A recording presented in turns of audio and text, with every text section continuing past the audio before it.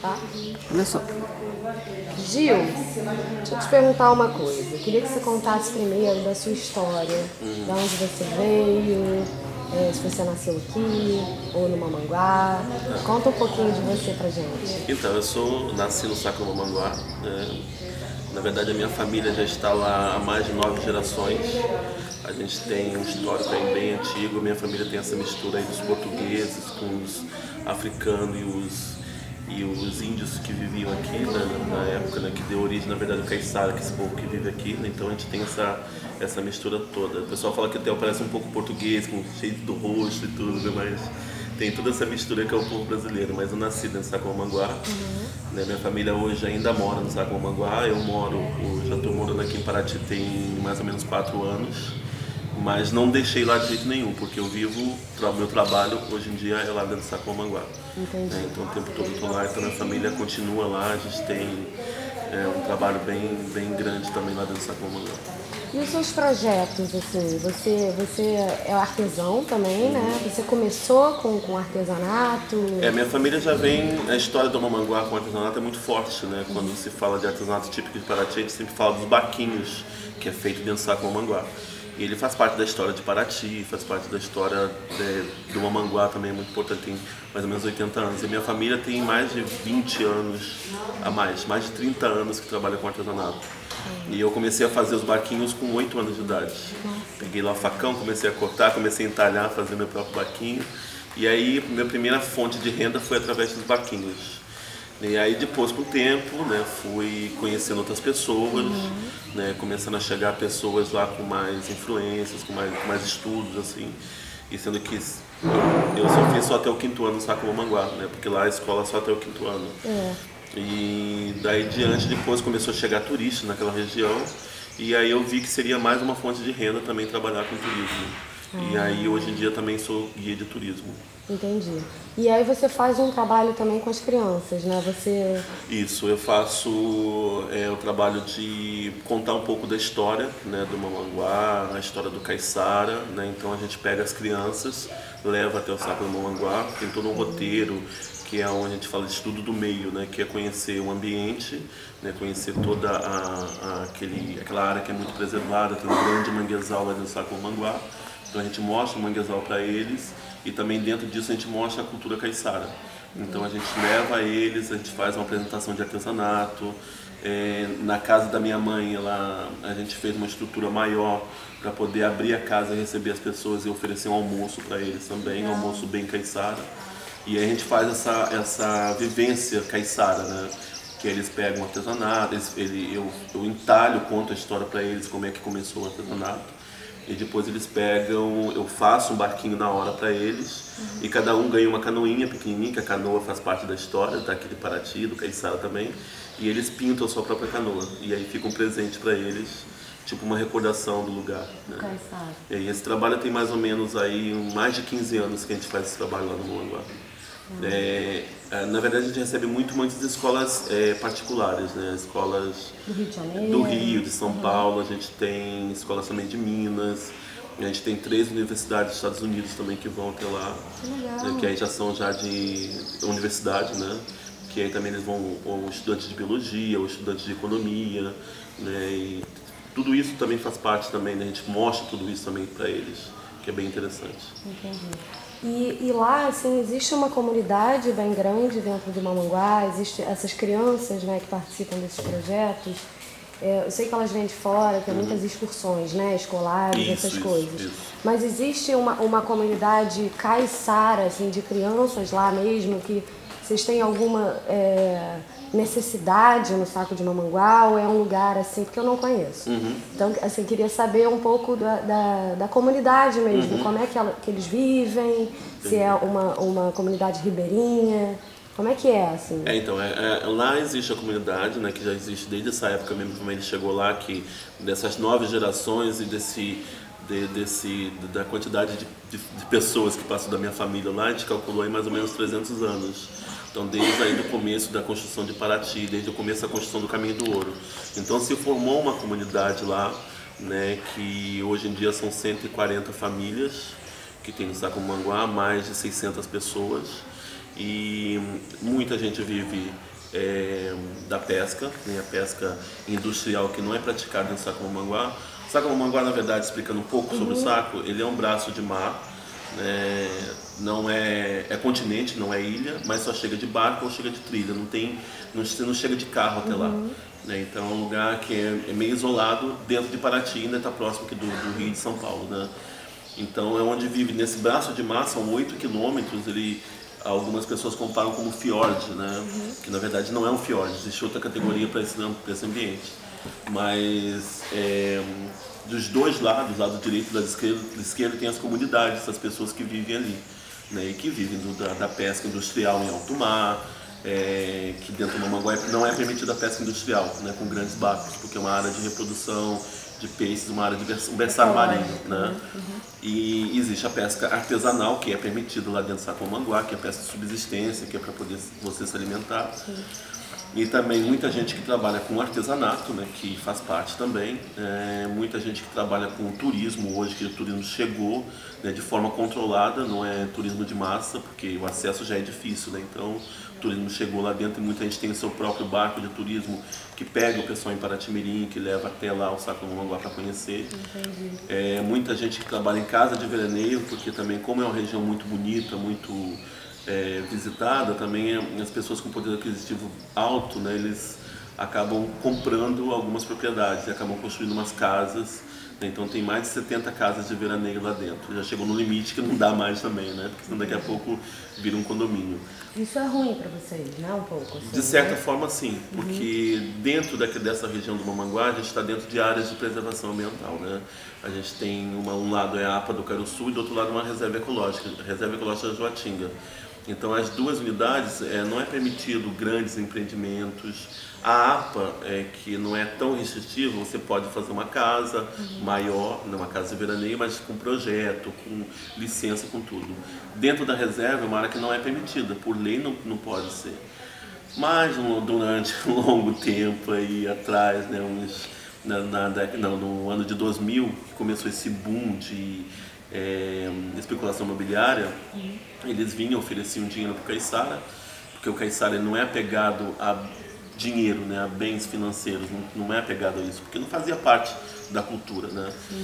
Então qualquer 20 mil reais por uma propriedade ele vendia, e não é a casa, né, é um terreno, né, que é um absurdo isso, 20 mil reais. Você vai construir, é não, muito barato, isso, muito barato, a pessoa ia lá construir casas gigantescas, tem casa lá que está avaliado em 55 milhões de reais, e tudo irregular, né, a maioria é irregular, porque foi construída dentro da reserva, mas esse problema que a gente passa no Brasil, de corrupção, de falta de fiscalização, então vocês conseguem tudo que elas querem, se você tem dinheiro, você consegue. É uma questão triste. Mas assim, eu sou favorável à lei, eu acredito que a lei tem que ser cumprida como ela é, mas se a lei não é cumprida como ela não adianta agora chegar, como eles estão querendo fazer, demolir todas as casas, né? Destruir tudo. Porque, como eu falei, tem gente dentro do Mamanguá, Caiçara, que trabalha nessa casa. Cada casa dessa dá trabalho para 5 pessoas, no mínimo. Isso é bom, né? Isso é bom, tem a parte boa. A parte ruim é que não foi cumprida a lei como deveria de ser cumprida. Né? Eles fazem então, o que querem, né? é isso. E aí tem muita gente que às vezes não é favorável ao Caiçara, ao morador que está lá, entendeu? Tipo, eu já ouvi pessoas, né, com veranistas tem a sua casa na praia e tem a comunidade que está em cima, porque ele comprou a parte de baixo onde o Caiçara morava e foi para a parte de cima, o Caiçara mudou, né? E aí ele ficou reclamando que o pessoal de cima estava poluindo embaixo. Que não estão fazendo, não tem esgoto, não tem isso, não tem aquilo. Eu perguntei para ele, mas você tem esgoto? Você tem tratamento de esgoto? Ele falou, tenho. Eu falei, então, você tem porque você tem condições. Então, se você tem condições, você pode muito bem fazer o tratamento de esgoto dessa comunidade. Vai lá e faz. Aí ele falou, não, é melhor tirar todo mundo. Então, e aí tem algumas pessoas que tem essa visão assim, que aí atrapalha a comunidade, né? Mas também o Caiçara também é um pouco culpado por isso, né? Porque acabou deixando. né? Mas existe essas questões também, né? Mas existe uma comunidade que é bem ativa, que é muito bem conhecida, né? Quando fala de comunidade organizada, se fala muito do Saco-Mamanguá, né? Porque por mais que Caiçara não tenha essa coisa de ser muito organizado, porque é mais núcleo familiar, né? Mas o Mamanguá hoje em dia é muito bem visto assim por várias pessoas, mesmo aqui em Paraty ou até fora de Paraty. E você sente que eles precisam assim de alguma coisa, ou assim que você sente que as crianças podiam ter assim, né, uma instrução melhor, ou culturalmente, ou o que você sente que falta lá, assim, né, essa coisa? Falta muita coisa, porque por mais que seja um pouco organizada a comunidade, mas sempre falta coisas, né? Então eu tive a oportunidade de eu já fui presidente da Associação de Moradores, foi muito novo, né? E lá a gente tem um pequeno problema com isso, porque quando tem associação de moradores, as pessoas não se oferecem para poder participar da associação. A gente tem que ir lá caçar, né, de pescar a pessoa para poder vir para a associação. E a associação é muito importante, né? Então eu tive quando eu fui para a associação, eu que me ofereci para poder trabalhar, para poder ajudar. Então aí já foi uma questão que eu já fui crescendo através disso, né? Comecei a fazer contatos, bons contatos, né? Comecei a participar de reuniões, ouvir, porque como eu falei, eu só estudei até o 5º ano lá, né? Então não tinha essa instrução acadêmica, né? Então tinha esse problema todo com a informação. Claro. E aí comecei a crescer, e aí de lá depois eu passei a ser representante dos caiçaras, de todo o litoral, né? De todos os caiçaras. Fui para Belo Horizonte, depois fui para Brasília, fui até Curitiba para poder representar os caiçaras, né? Em algumas palestras, alguns debates que tinham sobre cultura, né? Ou sobre etnias. E aí eu tive essa oportunidade, mas as pessoas de lá não têm essa oportunidade, né? Entendi. Então, por exemplo, hoje em dia, para eles conseguirem terminar os estudos, eles têm que pegar um barco lá e até Paraty-Mirim, que é a comunidade mais próxima, onde tem estrada, pega um ônibus e chega até Paraty. E não tem o barco escolar que passa, por exemplo, na Ilha do Araújo para pegar as crianças? Tem o barco escolar, mas só que o Araújo está muito próximo do continente, né? A Ilha do Araújo está muito próximo da estrada, então a travessia do barco ali leva mais ou menos aí, vamos contar, no máximo 40 minutos para chegar até o continente. E depois pegar um ônibus mais 15 minutos até Paraty. Só que em Mamanguá você pega um barco que dá toda a volta no Saco-Mamanguá inteiro, contando 16 quilômetros, porque são 8 quilômetros de extensão, então ele faz inteiro, vai até Paraty-Mirim, pega um ônibus mais 40 minutos até Paraty para poder estudar. Então eles têm que estar em sala de aula às 7 horas da manhã, eles têm que pegar o ônibus às 6 horas da manhã, e o primeiro aluno sai de casa às 3h30 da manhã. Então isso é muito complicado, né? Então quando se fala assim, Paraty tem uma questão de evasão escolar muito grande, lógico que vai ter evasão escolar, né? Porque não se facilita o acesso dessa criança para chegar até a escola. Então os alunos vão até lá e muitos, essa questão cultural, né, que o pai não estudou ou chegou só até o 5º ano e terminou, fala assim, meu filho não vai continuar, ele não vai fazer esse trajeto todo para chegar até a cidade, ele vai ficar aqui comigo e não vai estudar. Então a informação não chega até lá, entendeu? Então acho que falta é isso, eu estou tentando fazer dentro da comunidade passar não, né? Porque todo mundo já sabe, essa questão cultural todo mundo já tem isso na pele, já tem isso no sangue, né? Mas eles entender mais qual é a importância do caiçara lá dentro, entendeu? E de ter o poder, de se apoderar disso, né? Então eu estou tentando fazer isso, é um pouco difícil, né? Porque caiçara é um povo que a gente fala o baiano do mais baiano que existe, né? Bem tranquilo, sossegado. Então, para ele tudo tá bom, mas tem que melhorar essa questão, entendeu? De educação, né? Da sua própria identidade mesmo, entendeu?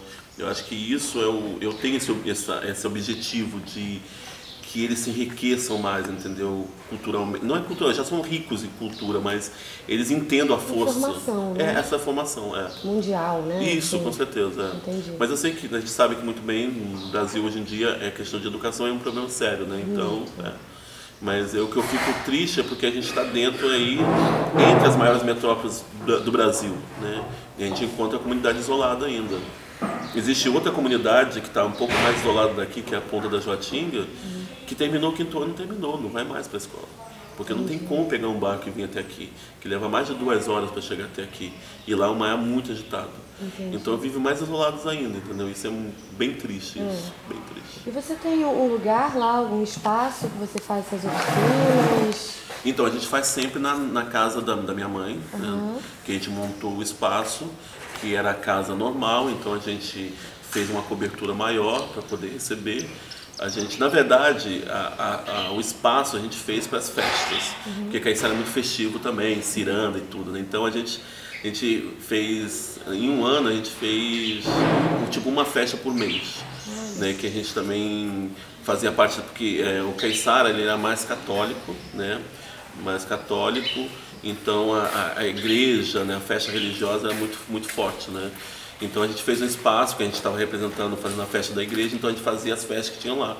E desse espaço já passou para receber as pessoas lá. Então a gente tem um palco, né, feito de concreto, que eu fico lá no palco e os alunos ficam embaixo, eu fico falando para eles como é toda a história. Então a gente tem um espaço. Né? Tem mesas, assim? Tem mesas, várias mesas, tem toda uma estrutura já preparada. O que você sente que precisa lá no teu espaço? Alguma coisa assim que você é carente de alguma... ou material, ou não sei, espaço mesmo? Eu acho que no meu espaço, eu acho que está tranquilo esse espaço, entendeu? Eu acho que deveria, o problema hoje em dia é a questão financeira, né? Eu hoje em dia, por mais que eu trabalho bastante, tudo, mas você tem as suas coisas, né? Então não dá para eu pegar o meu sonho, na verdade mesmo, que eu já tentei fazer, já consegui fazer com alguns professores aqui de Paraty, é trabalhar com a rede pública.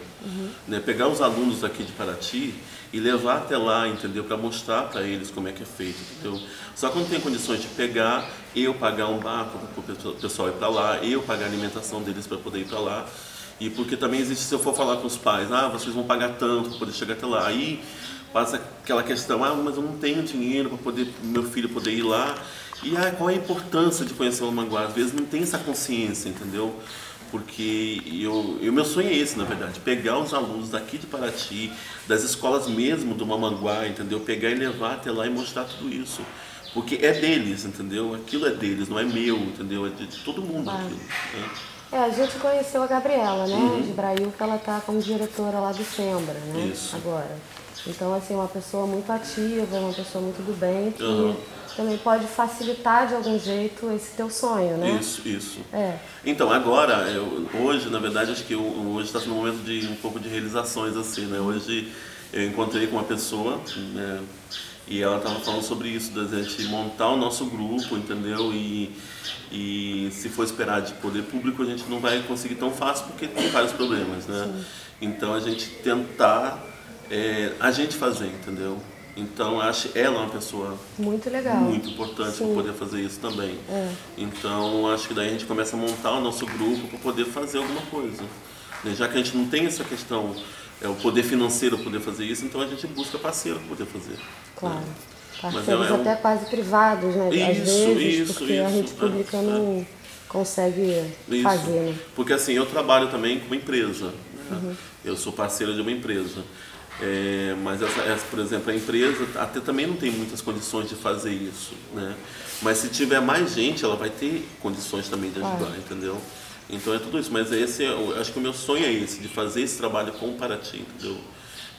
Depois que eles veem isso lá dentro, eles vão começar a valorizar mais a própria cultura, a própria história, entendeu? Claro. Porque tem não está se perdendo, mas muita gente não dá importância a isso. Né? Paraty é muito rico. Muito uma loucura. Dá muita dó, assim, entendeu? De você ver, por exemplo, agora estão revitalizando a ciranda, mas essa história de revitalizar a ciranda já existe bastante tempo, entendeu? Então tem várias ideias, várias cabeças aí, pensantes aí que estão começando a agir, mas precisa se juntar, entendeu? Para poder fazer. Legal. Acho que foi. Ótimo. Né? Ok.